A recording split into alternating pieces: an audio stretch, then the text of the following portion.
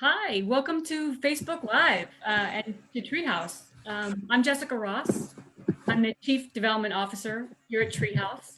I've been here for 15 years and I can say this is a new experience. I get lots of this at Treehouse, but today is a new experience. This is my first time on Facebook Live and I have a great task to do today. Want to share with you a little bit about the best part of my job is really seeing the creativity and the commitment that our amazing Treehouse community has, and how they connect to our work and support everything that we're doing, and really ultimately the kids and youth that we serve. So really want to start first with a thanks for everything that you all do to support Treehouse. And I'm very excited to introduce you to our new CEO, Lisa Chin. She's joining us here today, and we're going to get to hear some answers to some questions that have come from you all, and hoping for more of those. Lisa has come to us. She was the founding executive director at Europe Puget Sound and grew that organization into what it is today. Former CEO of Big Girl.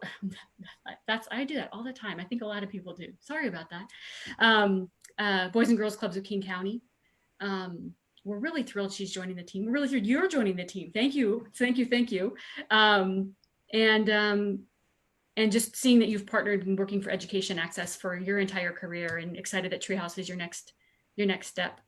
So while this is an introduction, we're really hoping it's also an interactive. So if you're watching and tuning in, please post comments and questions in the chat, and we'll answer as many as we can along the way. I'm excited to get started. So Lisa, it's safe to say this is not the job that you expected to be walking into when you accepted the role in February. Mm-hmm. You've already demonstrated amazing adaptability, kindness, and enthusiasm and connection with the staff. But can you tell us a little bit about yourself and what this 15 days has been like since you started? Jess, thanks so much for the questions, and more than that, thanks so much for the warm welcome, because I've been an admirer of Treehouses for decades. The work that Treehouse has done to elevate the issues that confront some of our most vulnerable youth across the state, what Treehouse's work is amazing, and there's still more to do. I mean, even in these times, as you said, nobody expects to start something in the middle of a worldwide pandemic. Nobody expects a pandemic. But there isn't a place I'd rather be than right here, because crisis can bring out the best in us, and that's what's happening at Treehouse. Every day, there is another story about one of our team members who has done something to support the foster youth that we serve, and it's a real testament to compassion and kindness and human spirit, and it is absolutely uplifting and an honor to be here. That's great. Well, I know we've only talked in person, I think 3 times, but we've had a lot of time on Zoom together, which is great. We asked for some questions from the community prior to starting today, and we got a great question via Instagram. So this is from a community member. Lisa, what are your greatest resources as a leader? Oh boy, my greatest resource. To be perfectly honest, I think my greatest resources are really the team that surrounds me.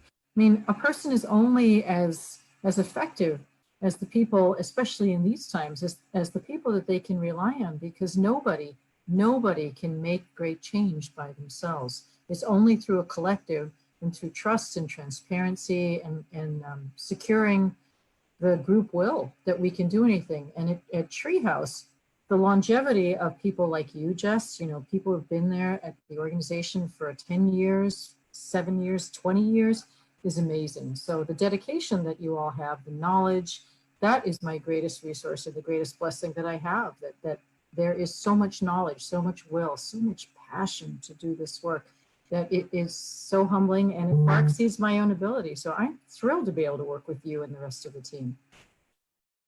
Well, thank you for that. And honestly, we have the most amazing staff at Treehouse. How our folks have responded to needs and communicated with youth about what's changing and going on for them. While this has been a challenging time, it's actually been a remarkable time, and I couldn't be more proud of every staff member in our organization that's being responsive to what our community needs right now. So can you tell us a little bit about what brought you to Treehouse? Well, what brought me to Treehouse, again, I've been an admirer for a long time. And at the nonprofits that I've run at every organization, as I look back across the last 15, 20 years, at every organization, I focused at least one program or significant initiative on serving the needs of youth experiencing foster care. So at Year Up, it was a multi-year program and partnership that allowed us to have youth experiencing foster care graduate the program at parity with their non-foster youth peers. And that we had 3 years to do that program and did it in one. And it was amazing. The partnerships, the MOUs that we signed, the coming together of philanthropists as well as state resources, it was beautiful. And then at when I was at Boys and Girls Club, we started another initiative where we did something very similar, where we wanted to make sure that all youth experiencing foster care had free access to the services that we provided. So I've always thought really long and hard about the needs of foster youth, because if we can, as a society, focus on those young people who are the most vulnerable and need us the most, then all children will benefit. And in every case, we found so many open doors, so many resources, so many people who really want to partner together, that this becomes an issue around systems change. And when we talk about that, we talk about building a system that is better for all children, especially those experiencing foster care, but it's better for all children. So that's what attracted me to be here at Treehouse, was the reputation, the work that Treehouse has already done, and the statewide nature of being able to have this conversation, to share this and make change for as many young people as possible, was just one I'm so fortunate to be able to have. Well, you have a history of being in organizations and leading organizations that get results and meet goals or exceed goals. And so I would imagine that there's some magic sauce or some part of you that contributes to that. Can you what is that? Like how do you find success and rally people around an idea to achieve goals? Jess, you and I have talked about this a few times, and I always struggle with this one, because I don't think that I personally have any secret sauce. I think what I do have are relationships with people like you and people who serve our kids every day. Great, solid relationships with good people. And that comes from building trust. And trust is about transparency. It's about consistency. It's about honesty and authenticity. To a person, everyone I've met at Treehouse is serving their passions and has full integrity and is fully present in serving this mission. So if there's any secret sauce I have, it's listening enough to all of you to understand what needs to be done. And then I have the opportunity to remove obstacles from your path so that you can be successful. And there's no secret to that. It's just really listening to you and honoring the expertise that you all bring, and finding a way that can be unleashed on the problems of the world. And then we all win. Absolutely. And I've heard your answer to that question a couple of times, and that's the reason I ask, is because our principles and our values are based in relationship building, and they're based in promoting racial equity and really engaging in community. And I hear you saying, like, staff bringing their passions to play, right, and expressing those in the work. And I would extend that into the community, the way that the community responds to youth in care and what they need, in the pandemic and before, and I know after as well, is, one of my favorite things is seeing people take something that they're passionate about and turn it into a way to support kids and youth in care. And we see that every day. We're seeing that now with sort of online and different ways that people are doing external initiatives and raising money and awareness. And so that is truly one of the remarkable things about the Treehouse community as a whole. Mm-hmm. Speaking of equity and racial justice, can you speak to the work that you've seen here at Treehouse in the realm of racial equity and how you see it moving forward under your leadership? So racial equity, Treehouse has a reputation for being a leader in racial equity, not just with the work that we do internally at the organization, but with being a voice for this and a champion for those who are most invisible in society. racial equity is key to the work that we do, and it will continue to be key. So we will continue to both embark on this journey together as the staff with trainings and with discussions and with honoring different experiences and different voices, but with also looking really deeply at our processes, our practices, our vendors, every aspect of who we are at Treehouse, because that's what equity is. It's not just the language and the understanding and the academic intellectual part. It's showing, it's being, it's showing up and doing the things we need to do as a company, as an entity that demonstrate that we care about every aspect of equity, and we want to partner with, do business with and promote other organizations and community organizations, vendors, anyone we work with, so that they also understand how equity is truly, when you do equity work, it is a tide that lifts all boats, and we need to demonstrate that and continue our leadership role in that.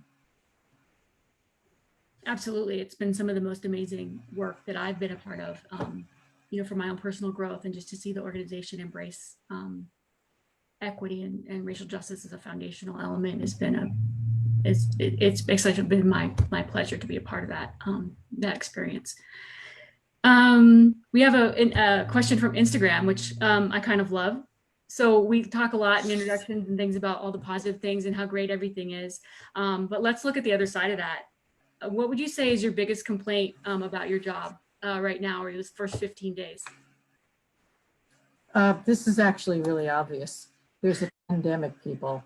This sucks, okay?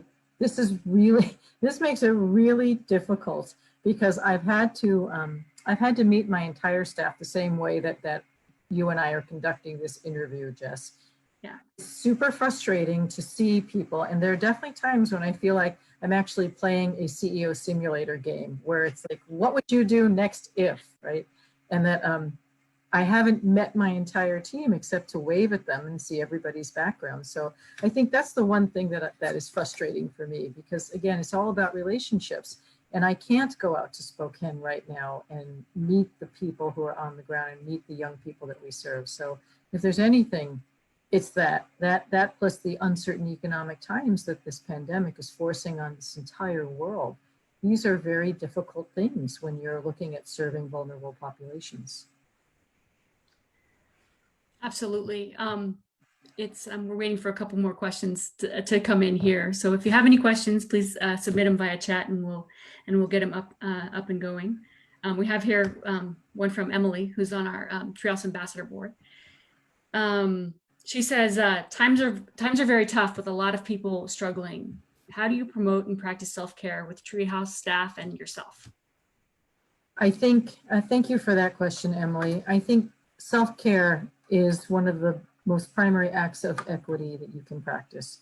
And as in this leadership, this positional leadership role I have, it's really important that I demonstrate for the team that I also provide self-care. So things like not sending emails on a Saturday or a Sunday, so that people have permission to not even, functional permission to not even look at their mails. Or I think the entire organization has met my dog via Zoom, who, everybody working at home, it's either meet your dog or meet your kids or your partner or whomever, whether it's intentional or not. But I think doing those things, like making sure that we build in time on my schedule, which everyone can see, I build in a lunch hour. It's little things like that that show that you have to take care of yourself. You have to have that permission. Plus, we've seen some really incredible things pop up in our Treehouse community. Like every Monday, one of our folks out in the eastern part of the state leads a yoga class, a trauma-informed yoga class.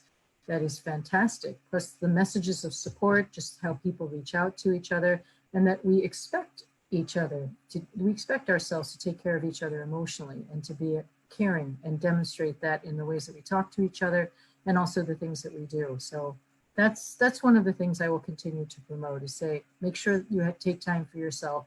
And I'm happy to meet your kids and your dogs on Zoom. Maybe not everybody in the office at once, but happy to see that. Whatever helps you continue to provide the level of service to people, you must take care of yourself first.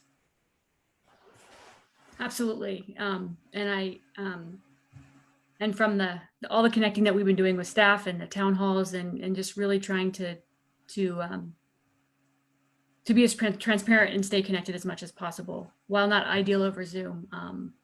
Just happy that we're continuing to make it work, and doing fun things like today we had a background challenge at our all staff meeting, which was very, very fun, run by Stephanie, our new chief of HR. And we just announced we're having a talent show. So lots of great ways to connect and do all of those things. Once we're able to emerge from this and start seeing each other in person again, what's the first thing you're going to do? Well, number one, I'm bringing cookies and fruit and other snacks into the office so I could just say hi to everybody and share that I've been baking up a storm while we've been quarantined. And then on the meet people theme, I'm going out to meet every person who is part of Treehouse. So starting at the farthest reaches, I'll head over to Spokane and then work my way back, and then north to Bellingham, south to Vancouver, out towards Tri-Cities, every place that we provide service. Those are the first things I'm going to do, is just go say hello and say thank you. Thank you for what you've done during extraordinary times. Thank you. Perfect. So do you have any questions for me, or do you have anything else that you want to share that I haven't asked you that we should know about? Well, just you're our Chief Development Officer. You have been at Treehouse for a long time through so many phases of growth, and you know us, you know our audiences. How would you recommend to our community that to get involved and to support our youth experiencing foster care right now? What can the community do right now to help our young people? Okay, that's a great question, and I'm happy to answer that. I think that, things like this, engaging on social media, trying new things, and getting out there and sharing the story of Treehouse and the particular and need that all the participants that we work with have. And so share on social media, engage with us on social media. We have some really fun things coming up.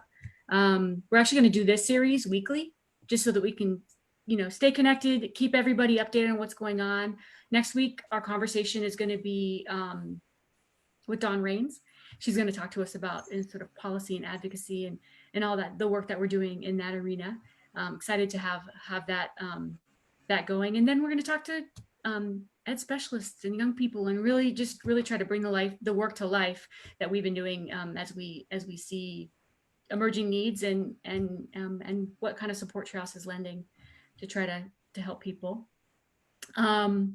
Another thing is we're developing some virtual volunteering opportunities, so stay tuned for updates around that, whether that's from internships to all kinds of things. So if you have any interest in that, stay tuned. We'll be posting about what those opportunities look like on social media in the coming weeks. And then I wouldn't be a chief development officer. I didn't say, donations are always welcome. This is a tough time for everybody. So if donations aren't what you're able to do right now, do what you're able to do and engage with us. But if that's financial contributions or something that works for you, make a gift to Treehouse, make a gift to support kids.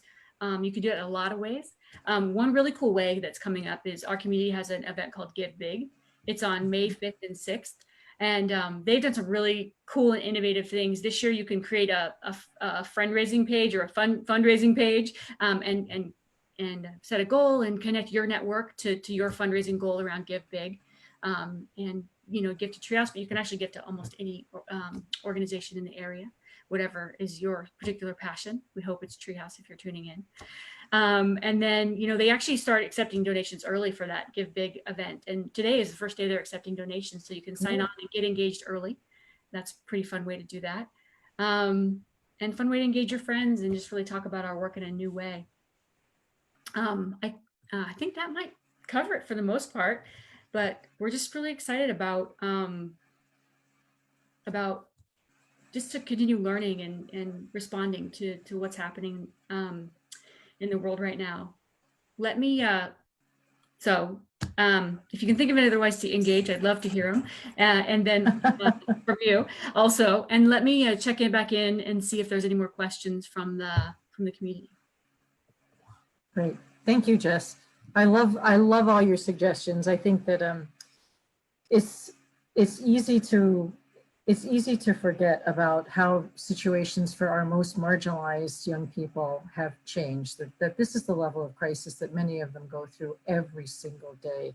And throw a pandemic on top of that, and school closures and cessation of a lot of basic services, and they're even more pushed to the edges. So I really appreciate your saying that the financial commitment to them, because their needs have gotten greater, or volunteering when we're back, or even calling us about donating things for the store, even though any of those things are going to help. Absolutely. I wonder about if you want to share. I mean, you've been here, you've been listening to what everybody's talking about in stories. Is there any success stories or wins that you'd like to share, or if that's something that surprised you that you heard from staff members that you'd like to share with the community? Oh, there's a couple. One of my favorite ones is that, as I mentioned, our store is currently closed because we all have to obey the quarantine order. But we are taking orders online because we know that needs don't stop just because people don't get to go into their offices. So we're taking orders online from our clients, and our first request came from a caregiver who had two new kids, a baby. Can you imagine? A baby and a toddler. And we found all the items they needed and fulfilled that request within 24 hours. And can you imagine, just you have kids, I have kids. Can you imagine getting two new kids in the middle of everything being closed? So kudos to our team who went the extra mile to make sure that caregiver got what they needed for their kids. Absolutely. And, current needs now, and shoring up those systems and making sure kids have what they need now and in the future. I mean, that's what it's all about. So pandemic or not, we are an essential service. And I think our team is demonstrating that every single day. Absolutely. I mean, it's people know us for providing direct needs and providing things to our store. What they may not realize is that one of the other programs we have, Launch Success, which is about helping young people when they graduate from school launch into careers.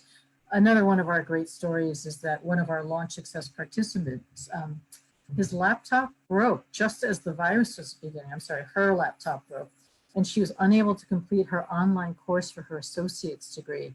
So we scrambled and we found her both a laptop and the headphones and the technology she needed so she could complete her class and stay in good academic standing. So it's not just the babies, it's now the young people who are graduating from foster care who are just this close to launching into a successful adult life. And I just can't say enough, from the very youngest, those who are born, to those who are launching into adulthood.